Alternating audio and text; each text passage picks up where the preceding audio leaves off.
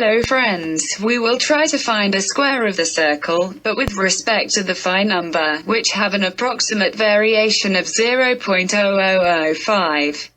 Of course, this minimal variation cannot be observed due to our vision capacity, nor with the drawing tools that we have.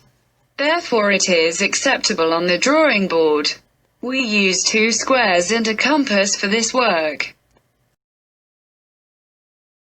The first thing will be to show an outline of the work to be done, to get an idea in advance of how to proceed. This method, from my point of view, is very interesting and fun, as well as easy and quite accurate.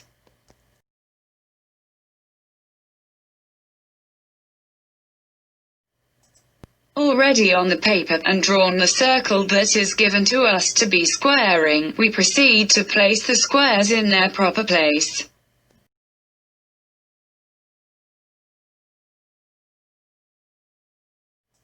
As we see in the drawing, we use a squarer to align it with points O and C, center of the circle, in such a way that this square A will always be aligned with these points.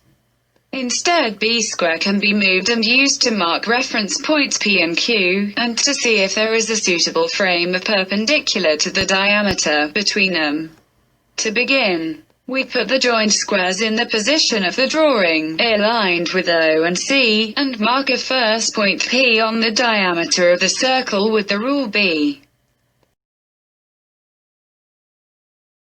Then we slide rule B to mark point P, and see if it has perpendicularity with point Q. We see that there is no perpendicular coincidence, and therefore we mark the 2 points P and Q again.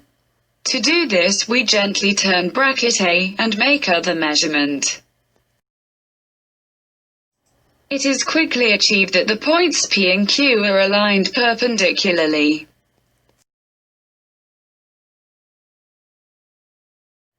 When we have achieved this alignment, we proceed to draw the segments PQ, 1 divide by phi, and OS pi divide by 2.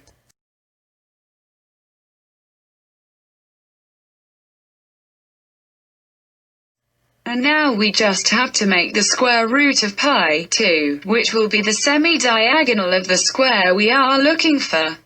To do this, we measure the OS segment with the compass and transfer it over the diameter extension, to find the auxiliary circumference which will not allow squaring.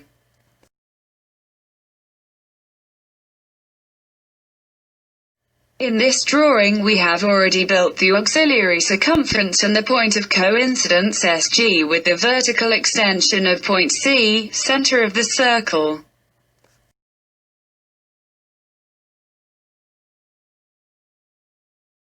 With the segment C_SG we create a circumference on C, which will mark the semi-diagonals of the square sought at the 4 points SS.